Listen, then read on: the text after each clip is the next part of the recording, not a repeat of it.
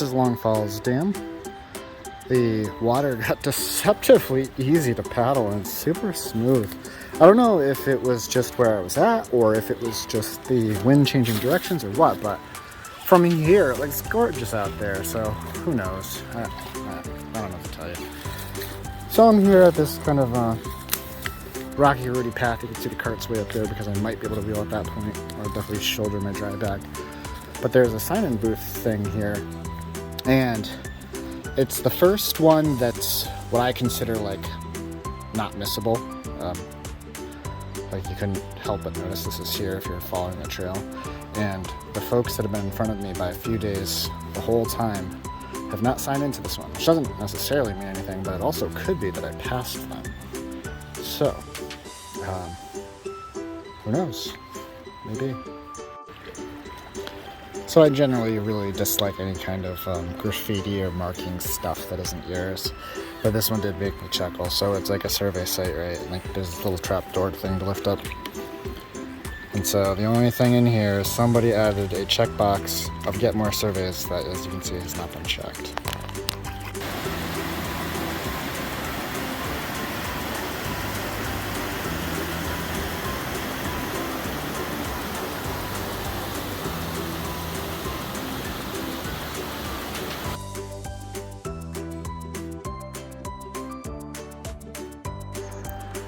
I put in at the Big Eddy, which is a really popular campsite according to the guidebook. In reality, there was a lot of people there again for a Thursday morning. I was worried that there might not be a lot of water in this river because up there was really bony, and the guidebook talked about it being up to potentially class 3 rapids if you put in at the bridge, and you couldn't have possibly paddled through it. There's too many rocks. So, seems like there's plenty of water down here. Have a current. Ooh, that hurts my soul a little bit. That's what I get for videoing instead of looking out for rocks. I'm gonna go do that. I'm gonna go paddle and look out for rocks. So this bald eagle is just in that tree branch right there.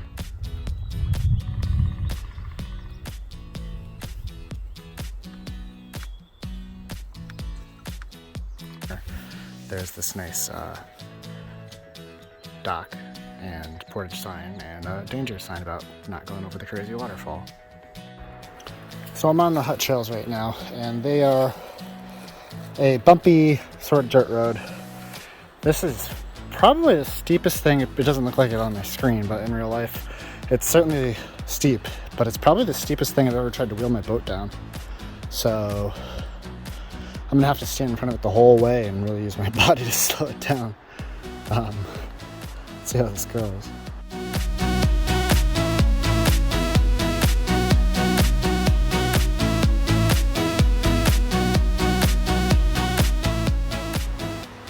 So the biggest waterfall along the trail is down this side path over here, which they highly recommend not even trying to do as a portage because it's supposed to be really steep.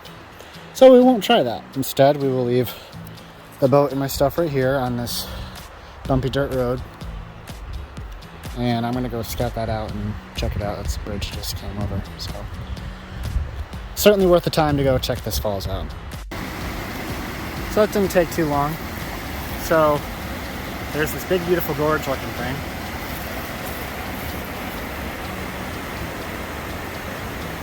We'll walk around to the other side and get a better view.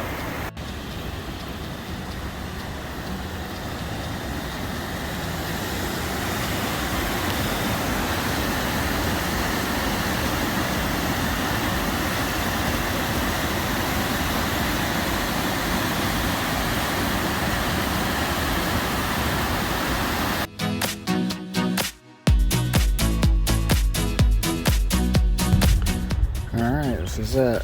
So this is the Dead River, and now I am turning into Little Spencer, or this is Spencer Stream that leads to Little Spencer Stream, but this is supposed to be pretty much the most challenging up section of the entire thing, and I've heard more things through the grapevine about this section than anything else, so this is probably going to take me the whole rest of the day, but it's not quite noon yet, so hopefully that's enough time.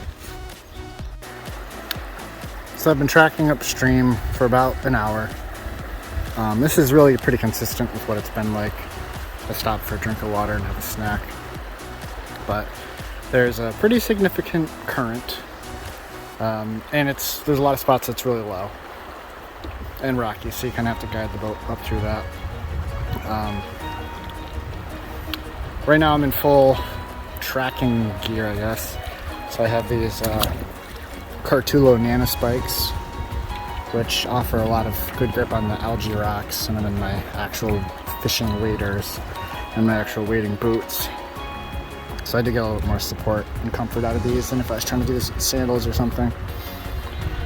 I've been recording it on my watch just to try to figure out how far I've gone and time and all that. So according to my watch, I've done almost 2 miles in just over an hour. So 2 miles an hour, if I'm able to average that, should actually be pretty good. But it might get worse, I don't know. So I've had my snack and drank a liter of water.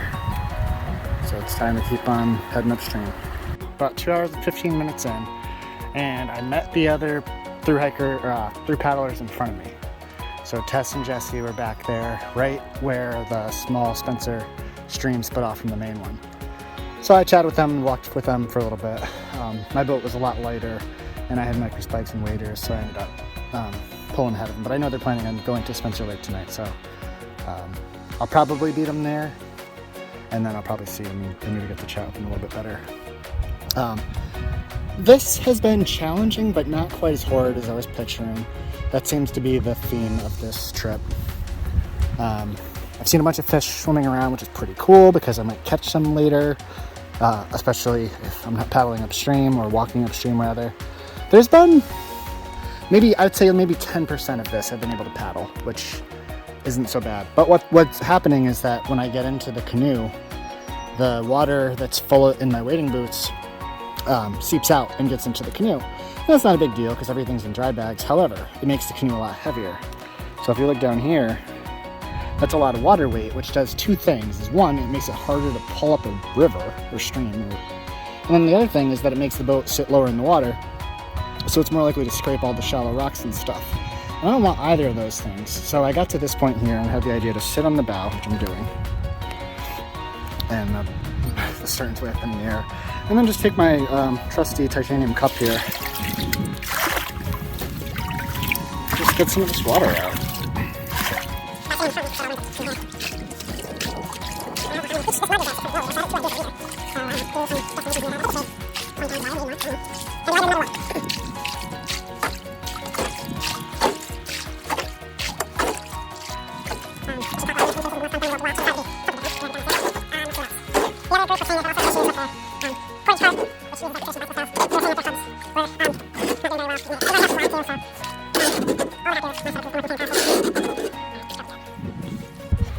So I just wanted to show that these sections do exist. So it's not easy, but it's easier for sure than trying to just walk up the whole thing. So whenever I get to a section that looks like this, I try to paddle and I have to hop out every couple moments to step over gravel, bars, and rocks and such. Check out this little guy. There's a little, I'm assuming, brook trout. He's not afraid of my 15.5-foot long canoe or me. There's probably not a lot of people that fish up here, so they probably go relatively untouched. But I've seen a whole bunch, including some that are probably twice that size. This is up at the not at the very top, but this is up further.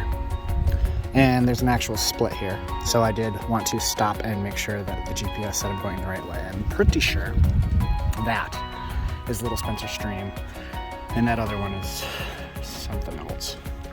So I'm going to check the GPS real quick. This is pretty paddleable. It's a lot of work, but it's less work than trying to walk up rapids. Even though they're little rapids, it's still hard. So I'm going to check the GPS and then try to get up. I'll know, there's actually a beautiful, you can't see it unfortunately, I'll take pictures, but on the other side of all those spruce trees, there's like a big cliffy thing. You can see kind of a peek of it through there. But I had a good glimpse of it just around the corner, so. The guidebook talked about, you're getting closer when you could see the mountain. And also there's these three little, I think it calls them dead waters. They're like little ponds. There's 3 of them. And that's a little bit of a break because it's supposed to be flatter water. So they can't be more than a few miles away, maybe less. Look at this honey hole. Hopefully you can see them okay on the screen. There's got to be a dozen to 15 good-sized fish right there, all hanging out. One thing I've realized about my backpacking 6-section spin fly combo rod is that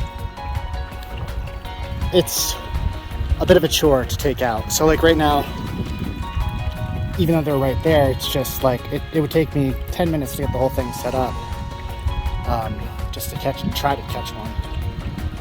So it's a deterrent. So I think in the future, maybe I'll do both. Maybe I'll bring that, or I'll bring like a higher quality telescoping spinning setup that can leave the reel on there and also like a lure. Right now, because the rod collapses down so small and stores in its case, you have to take whatever reel you have on it off for it to store in its protective case. So then it's like you have to thread all the guides every time and tie a lure on every time. So it's something I've learned, but it's pretty cool. There's this big fish right there. Well, I'm a bit out of breath. This is a very welcome sight. This is the first of the 3 flat deadwater thingamajigs, meaning I'm almost up there now. So most of the rest of the way is through these like little pondy type things that lead up to the dam, and a portage over the dam, and there's the lake. The bugs are getting worse and they're starting to bite. This is the middle deadwater.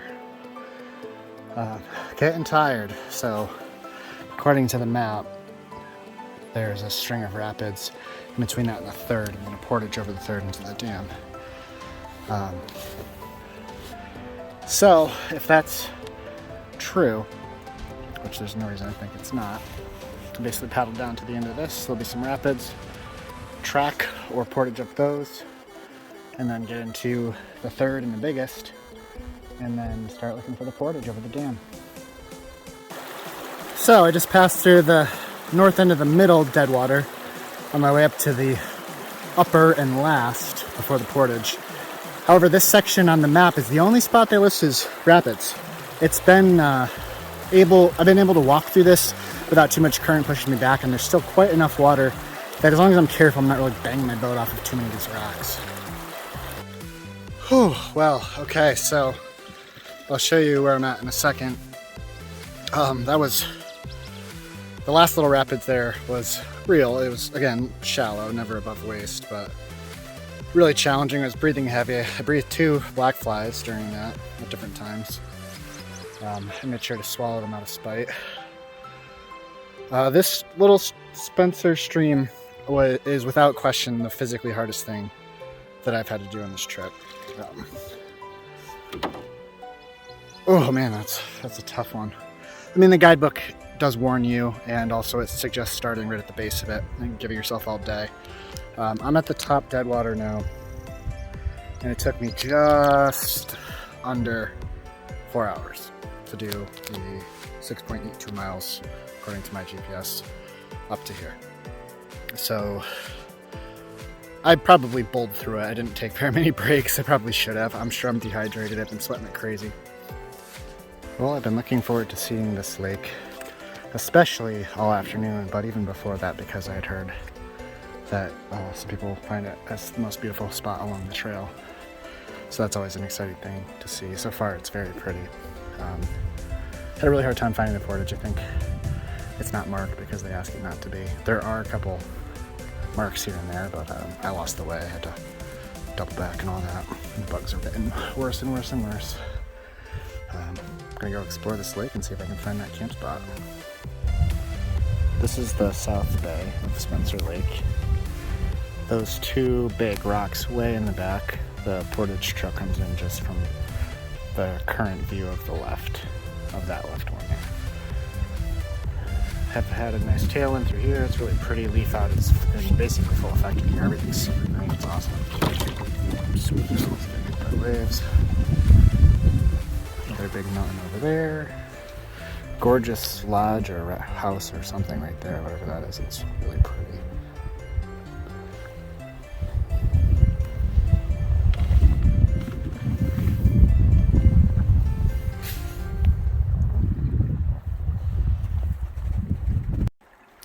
This is the first construction, so that's looking off to the west.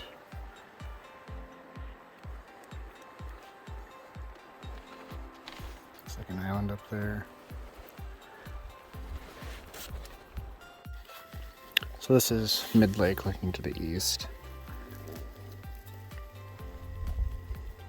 There are some sandy beaches over there, and the area I'm going is called Sandy Beach Campground, so that has the potential to be a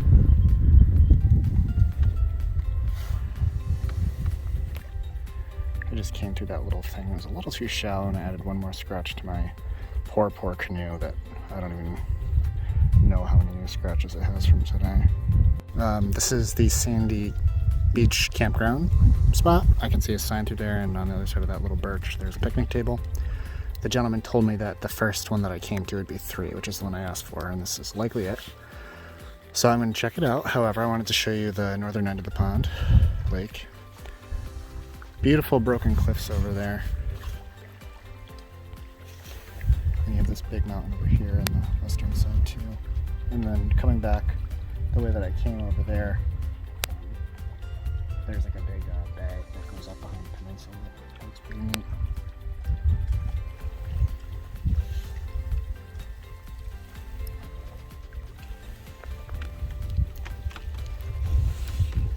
Lots of little islands in the middle too that are dots on the map, but you notice them when you look hard enough after you pass them. Alright, pretty big fish. This is actually the first one of the trip. And my dinner was already done. I said, okay, I'll do 5 casts, and I did like 8.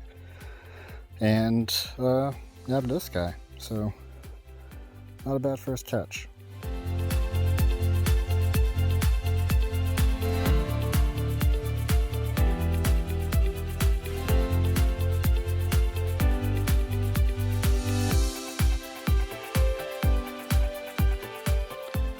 Alright, so a short video on this guy. This is the first ever fish I've caught on a fly setup. So this guy's staying out of the water a tiny bit more just for a couple pictures in the video, but back he goes right now. Good as new. I'm getting to the point now where my last real resupply is in Jackman, which I could easily get to today. However, because I can't finish easily before a certain date, I have to force myself to slow down, which is a good thing because I always go too fast and I know it, and I would tell my future self that now to slow down and enjoy it more. It's just the hurry up and wait inside of me really just tries to take over. This is the outhouse for Sandy Beach Campsite 3. It's extremely nice. Very clean. It doesn't smell at all, not even a little. Like you walk in there and it smells like wood. It smells like pine. Kind of like if you open like a cedar closet in an older house. It's like that, but with pine. So I can say with certainty that it is the freshest smelling outhouse of this trip, and possibly that I've ever been in. I would go that far, I think. That's the boat launch to the fish pond campground. Just a little dirt road that goes out into the water, and a picnic table up there with the fire rings. That must be the campsite. My exit is somewhere hidden up in there. There's supposed to be a reedy little narrow stream that I have to go hunt.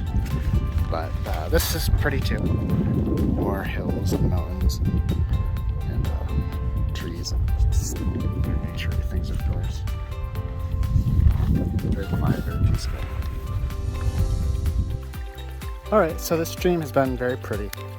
It is narrowing like it's supposed to. And like the guidebook mentions, there are indeed some beavers that have been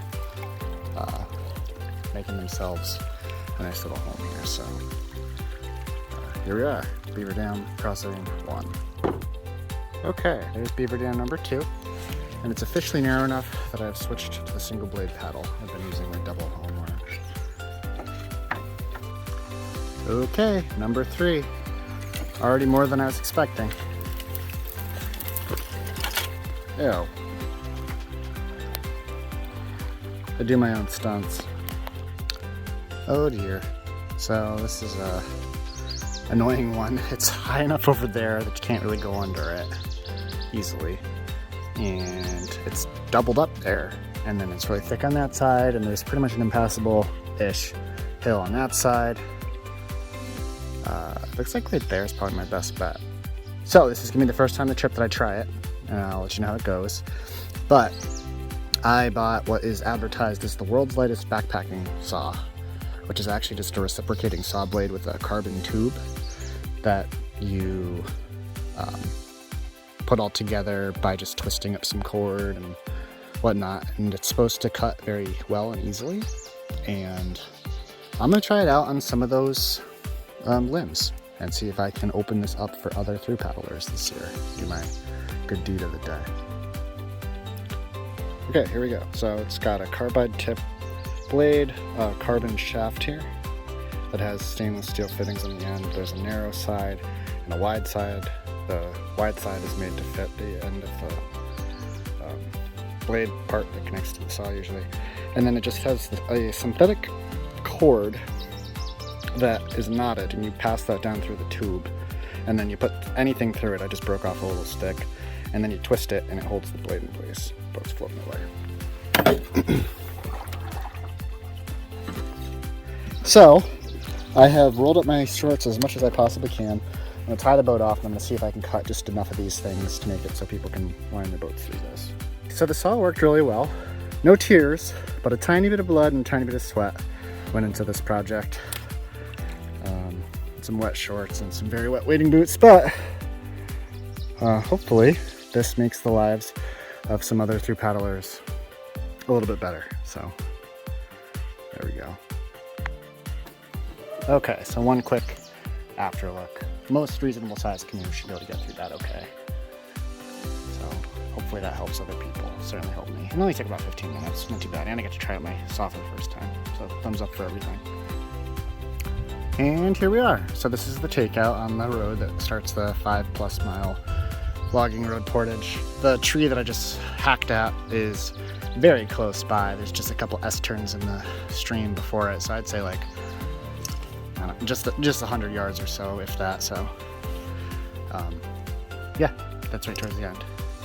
So the road looks really nice. The guidebook says it's very smooth, slightly uphill most of the way, but essentially I go like 2.5 miles this way to a big intersection, and then I take a left, and then I go until I get to the Moose River. So it sounds really easy and short, but it's actually a little over 5 miles. So time to listen to some fantasy book on tape, if that's what you can even call it anymore. Audiobook, I guess that's the modern way to say it without sounding old.